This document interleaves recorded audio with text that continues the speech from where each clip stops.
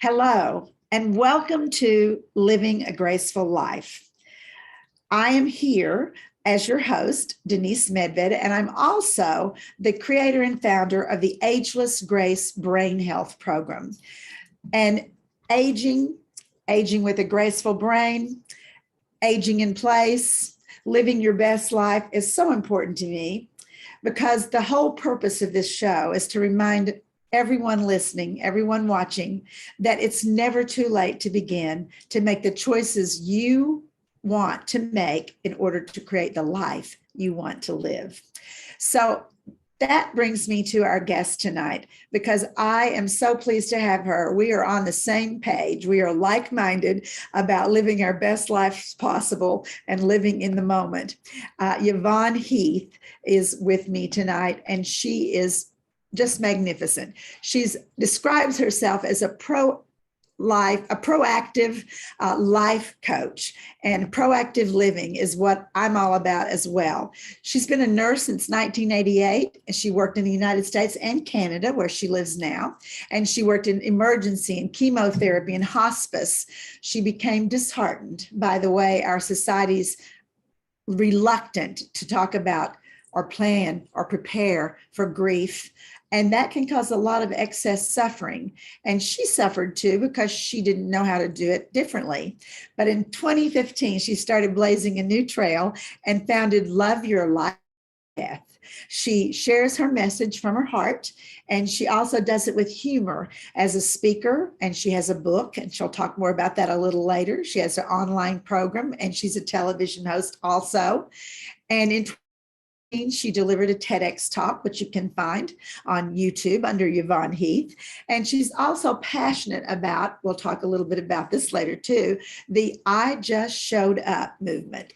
So when she's not traveling, she can be found wearing socks and sandals in her happy place, which is her home in Huntsville in Canada, with her husband and her twins. She has twins and several pets.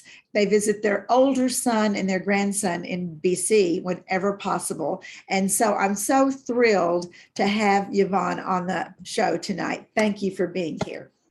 Well, thank you, my dear friend, and I'm delighted to be here. And you know, when I say we can bring humor into any conversation, or heart and humor, especially when it's a hard conversation. And so I have to laugh because as tech, we love tech.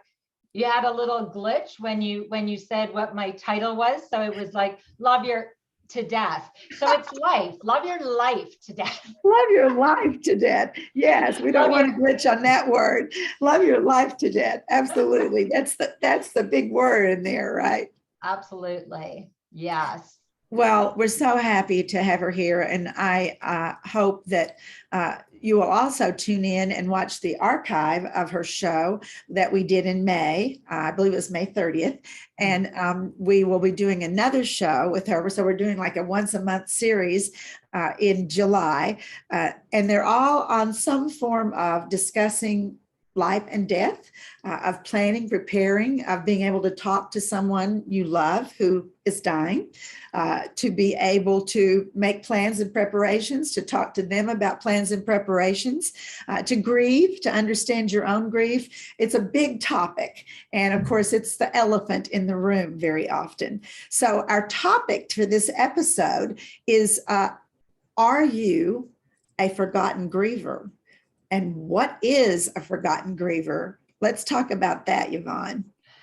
So yes, when I have these conversations, it's like life, grief, transitions, end of life, and everything in between that's challenging. And yeah, forgotten grievers I'm very passionate about them because, you know, when you think of it, the inner circle. So let's say someone dies. I mean, that's obviously, everyone understands there's grief with that. We don't think about grief with divorce, diagnosis, job loss, you know, and moving. I mean, there's grief in all of it, but certainly everyone understands when somebody dies. And there's the inner circle, right? The close family and the close friends, and they support one another. And it's like, yes, and absolutely. I think often we forget about the ripple right?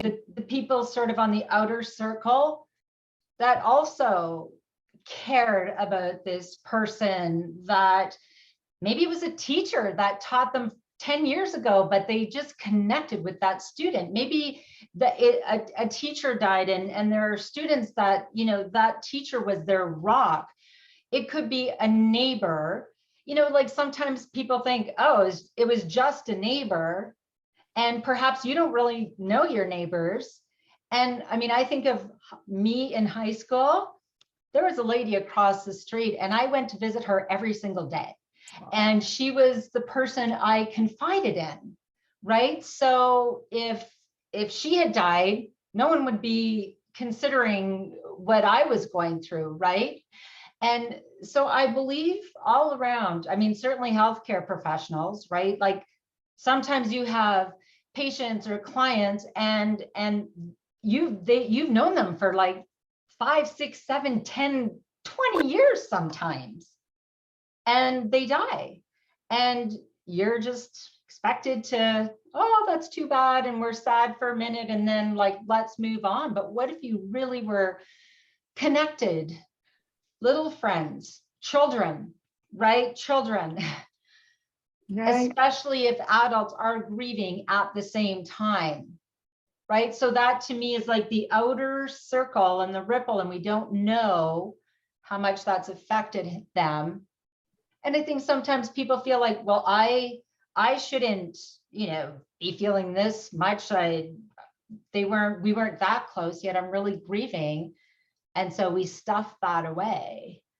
And I would invite everyone to acknowledge and allow their feelings. And if you're grieving, you're grieving. Exactly. You don't have to It was validate interesting your reason. when you mentioned, you know, a caregiver. So when I'm teaching ageless grace, sometimes, I mean, I've been teaching at a particular retirement community in the memory care center and the skilled nursing care center and medical center for, I don't even know, at least 15 years. So I've seen so many people die. And I am so sad. There were students in my class, and no, I wasn't their best friend. And no, I didn't, you know, but I saw them once or twice a week for years. And we laughed and ageless grace and had a good time. So it's like I very much identify with what you're talking about in the Forgotten Griever, that there's a little thought that goes like, well, I'm just the person who teaches ageless grace twice a week. But yeah, you're right. I've seen them twice a week for 7 years or 10 years or whatever it is. And so when they are gone, it's sad for me. Oh, absolutely. And it's like we feel like we have to justify, right, our position or who we were to that person. And there really, it really doesn't matter. You know, it doesn't matter if your heart is aching and you're grieving. And I think of, you know, when children die and it just, the ripple in a community, right? And so I so want to get in the schools, oh my goodness, because it just so depends on the principal and the teachers and how it's handled, how things are acknowledged. I had someone reach out to me who was absolutely distraught because a student died and the principal didn't want them to say anything. Oh my gosh, no. And I was so incredibly sad, just disheartened. I mean, I had to have a good cry to think, are you serious? You know, and the other piece of that is, and the other piece for whether someone's an inner circle, the outer circle, it doesn't matter. The forgotten grievers are also perhaps that inner circle 6 months down the road, a year down the road, 2 years, 5 years, 10 years, it doesn't matter, because everyone else's life carries on. And you kind of, oh yeah, Mr. Jones, right, didn't his wife died 6 months and you went on, right? A friend just reached out and she said, my dad and my mom just died and my dad been married. They've been married for 60 plus years. Like he just, you know, and everyone's supporting him. And I know he has a wonderful family and friends. Maybe in 2 years, everyone will be like, oh, right. You're still upset about that. That's right. Right. It's fascinating, actually, how quickly people forget. You saying that, I mean, it's not enough, but it's something. I have always waited 2 or 3 weeks after someone passes away to send a card with a letter in it, because I say, I know my personal experience has been that everybody's there. They're all around. People fly in. Everybody's right there. They're making food. They're bringing casseroles. They're doing all this wonderful stuff. And then everybody's gone. And so I always wait 3 or 4 weeks to say, I just want you to know, I'm sorry. I waited because I have a funny feeling that you might not be getting quite as much attention and support and care right now. And that's from my personal experience. Sure, absolutely. That's not because I was thoughtful. It's because I remembered how it felt that like, wow, now where is everybody? What happened? Where did they go? You know, the cards were nice and the casseroles were nice, but that was already 4 weeks ago. And now I'm really grieving because I don't have anything. You know, I've already done the insurance papers and I've done the burial and I've done, you know, cleaned the house out. And now I'm like alone with my grief, you know. Yeah, and you're off of autopilot maybe, right? And suddenly the stillness and the reality are just sinking and sinking and sinking in. And so the other side of that I just so desperately, as you know, the whole just showing up thing is we really need to just show up for people.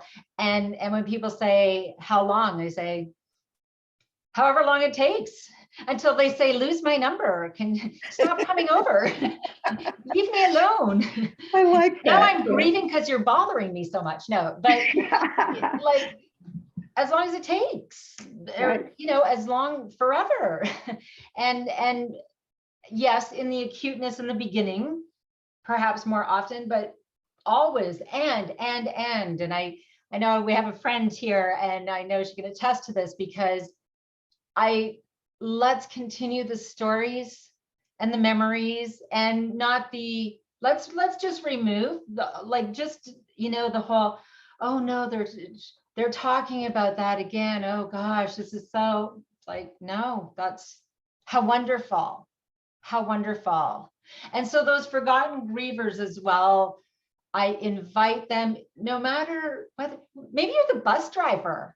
What if you're the bus? I just thought of the bus driver, right? You have had this child, or you've known a teacher or the principal forever, and something happens, or they have a diagnosis, or heck, they move schools, and you just had this special place in your heart, or you knew that this little person struggled at home, but you were their buddy. There's tremendous grief in that. There is. And when we were speaking earlier, there's forgotten grievers, and I feel like here's a really big one. And this just happened in our community, where a young person on a motorcycle was killed. Now, he was going like top speed down Main Street, very reckless, how devastating. And, you know, everybody's supporting his family, etc., rightfully so. This man who was driving the car, that the motorcycle actually hit the car. Here is this 80-year-old man who was slowly turning a corner, and this motorcycle came. But to know that because you were there at that time, even if it wasn't your fault, somebody died, I feel like that's a lot to carry as well. It is. For that man, and again, for the police who come to the scene, for the, you know, like it's challenging all around. But I hope that this gentleman, and I know he's this sweet man, right? He goes to church with my dad, and he's just this lovely little man, right? And he'll have to carry that. Oh, that's Um, heartbreaking. and so when these things happen, I think that we really need to understand that there will be people that are affected. And again, we don't have to say, oh, were you close? Oh, say, no, he lived on my street. And even if you didn't know him for a long time, I can tell you right now, we have someone staying at our house right now, just because of circumstances. We'll just say that. I have known this human for I think I met him. He's a young boy. He's 16. I think I met him before in the last couple of years, but he's really become close to our circle in the last 8 months. This kid has weaved his way like into my heart and soul, right into my heart. And like, I think, oh my goodness, I can't, if he moved or left, I would be a mess. And people would say, oh, how long did you know him? Or how long? Oh, well, 8 months. And they'd say, right? Right. Oh, why are you so upset? I have no idea. Because I just love this kid. We don't have to, there doesn't have, no timeline. It doesn't matter, right? How long we've known someone, who they were to us. If we're grieving, we're grieving. If we can acknowledge and allow our grief, and if we are struggling, that's the other thing, right? If you are struggling, I invite you to not only acknowledge and allow, but ask for what you need. I think that's really powerful. And I think it's such a part of your message to empower people to ask and say, I'm grieving because my neighbor died or because of whatever, and make no apologies. Yeah. And say, it has nothing to do with how close we were, how long we were close. I'm in grief. And as you mentioned earlier, and I really picked up on this, you said, there's all kinds of grief. You lose a job, you have to move and you didn't want to move, you're moving and you want to move, but you're leaving all these friends behind. There's a lot of kinds of grief that I think, and we're not even we haven't talked about pets. Some people are apologetic, family, right? Right. They're apologetic about they'll say, oh, I didn't tell anybody. It was just my cat, but I can't get over it. Well, it's not just, there is no just, pet grief is huge. Absolutely. It's Absolutely. a thing. Yeah, it's huge. And when we get into comparison or judgment, right, that's where we lose it. That's where we lose it, because again, you could have, well, I know a neighbor over here, her husband bought her a puppy like 2 months before he died. I watch her every morning walk this dog. That dog is everything to her. When, not if, because we're all a when, not an if. That's right. When that dog dies, I know there'll be a huge hole in her heart. Absolutely. And you could have a farmer who has 10 dogs that just roam the fields, and he calls them all dog 1, 2, and 3 because he doesn't really care. So, for him to say, oh, you're that upset about a dog. See, this is, again, you don't have to understand. I mean, if somebody said to me, my snake died and I'm devastated, I'd have to catch myself before, right? I'd have to catch myself. We had pet rats. Yeah, see your face right there? I get it. And my kids cried when they died, and I cried. They were adorable. I mean, I had a little mouse for almost 3 years. His name was Tiny.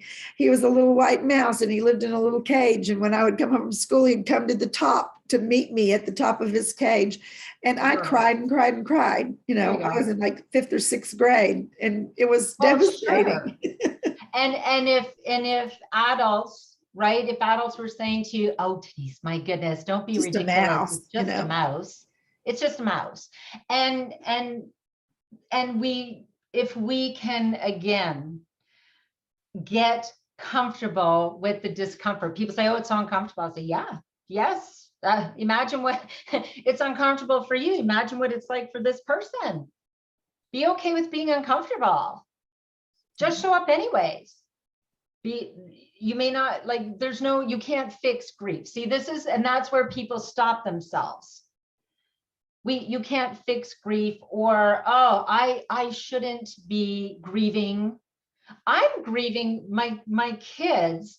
They are going into grade 12. The principal that has been there was my rock when our older son went to the same school. We spent a lot of time together. Let's just say that the first time around. So she had gone to another school. When I found out she was going to be the principal here with the kids, I was over the moon. I just found out she's retiring, which I'm, grief and joy, right? I'm happy for her. And yet their final year, COVID's finally, and I got all choked up.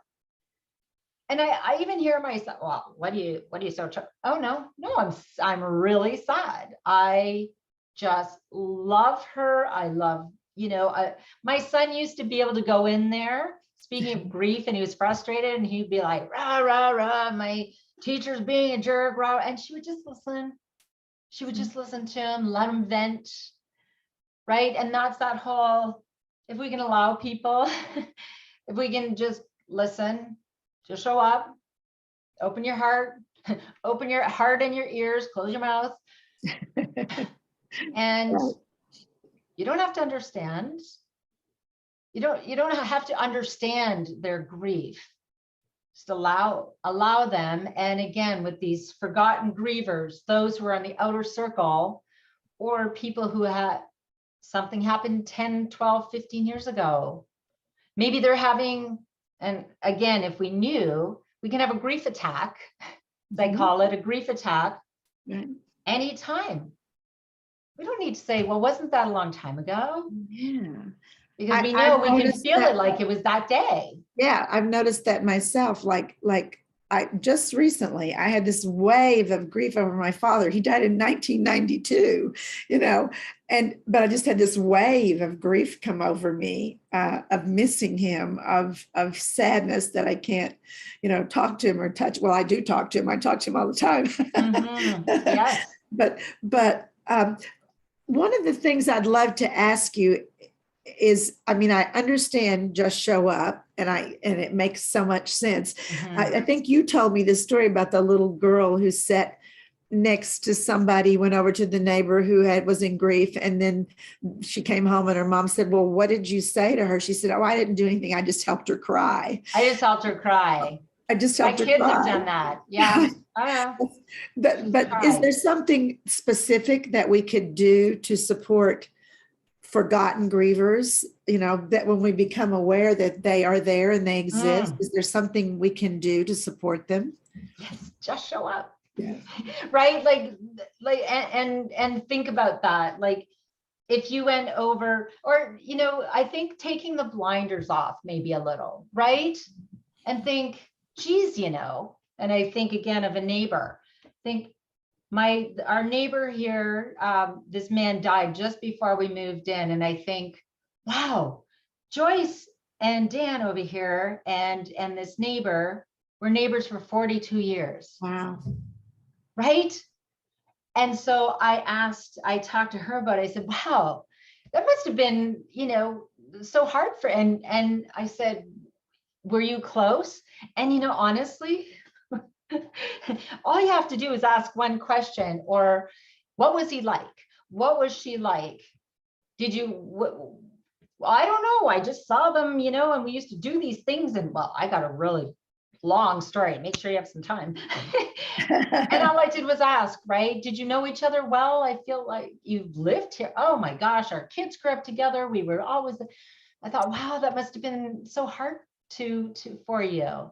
And I just listened. One question. That is probably, you may have be the only person who asked her. That's right. How did it affect you? Did Yes. you live well? Did you give her a chance to talk about a neighbor? Because if that many years, even if you weren't even that close, that's a long time to know somebody. And then suddenly they're not here anymore. It's funny because as you say that, I moved to this new neighborhood, and it's just gorgeous little neighborhood, and I love it so much. Every single day I do see that lady with the dog that her husband got her before he died. And every day I see this other man, he walks the block 3 times a day. And often we'll have a little chat if I'm watering the garden and stuff. And I think, wow, like if I didn't see Gary, geez, I would really miss Gary, right? Like we have these 2-minute little chats. Right. And so, an important message to any forgotten griever is there is no timeline for grief. There's no timeline. However you're feeling, however long is valid. You don't have to validate your feelings. And if you're missing someone, doesn't matter how long ago they died, they moved, whatever, if you're feeling that heartache, acknowledge and allow your feelings and talk to somebody about it. I think I have a friend who lost her daughter, and it's been a few years ago now. And I love that every once in a while, I mean, she goes about life and she does things and she laughs and she does things. And then she'll say to me some days, today's a rough day. I really have my daughter on my mind. And I really appreciate that, because needless to say, 3 or 4 years later, I might not think of saying, no. How are you feeling today about your daughter? But when she says it, she knows I know. And so suddenly we have this moment of like, I hear you, what you're saying. I know that you're grieving. I understand that you've got a wave of grief today. I get it. And so I am with you, encouraging people who are listening and watching to speak up when you're having grief, even if it's from 15 years ago, or if it's someone other people think you barely knew. Speak up and let somebody know that you're feeling grief, that you're feeling, you have that person on your mind and in your heart today. I think that's an important thing, to even give someone a chance to know that that's what's going on with you. And we're so conditioned to say, I'm fine. I'm fine. It's fine. Throw that out the window. Yeah. That's just showing up for yourself first. And for the others, supporting others. When you don't know what to do and you don't know what to say, just show up. And when something happens in a community and whatever, may I ask you to just think, I wonder who might be alone right now. I wonder who may not have a support system. They live by themselves and they may be struggling right now. Cup of coffee, just asking, I'm just checking in. I'm sure you knew this part, right? And that's, but real honest conversation. I think that's when you talk about change that can cause people to be more open, be more willing to talk, be more willing to listen. I really think that's that level of awareness, that small change in your way of thinking, not just thinking about the wife or the spouse or the daughter or the son, but thinking, and who else? And who else has been affected by this? Who else loved this person or saw them every day or cared about them? I mean, it's an honor. It's a very powerful message, and I hope everyone who's listening, because believe it or not, we're almost out of time. Right, that just flew by, and it's all about being compassionate. Be a part of a compassionate community, because you can make the difference. Tell me about the Just Show Up. How would is that a Facebook group? Can they Google it? Can they join the Just Show Up? How do they do that? Yeah, well, if they go to my website, loveyourlifetodeath.com, we have our I Just Showed Up bracelets right here that I never take off. And yes, we're going to do more things with it. My TEDx talk, that's what I talked about, which is all on the website. And feel free to connect anytime. Awesome. So loveyourlifetodeath.com is where you can go to learn more about everything that we've talked about tonight. And I love the idea of the bracelet, because if I would have one of those on my wrist, and I'm going to get one, it would remind me every time I look down, like, oh yeah, who can I show up for? Who might need me to show up, even if it's for a few minutes? So Thank you for that. And also just tell everybody the name of your book, and I know it's on your website, but Love your life to death. there you go. So Love your life to death. I encourage everyone who's listening tonight to go and visit Yvonne's website. And if you want to know more about the Ageless Grace Brain Health Program, you can go to winwinwomen.com to the store, and there are many products and information about the company, including if you go to agelessgrace.com, you can get a free class and learn what Ageless Grace is. It's So I awesome. just want to thank everyone for being here, for listening. I hope it's made a shift in your way of thinking and your awareness. And Yvonne will be back again next month with me. And I just want to remind you one last time that it's never too late to begin to make choices to create the life that you want to live. Thank you. Thank you. Bye for now.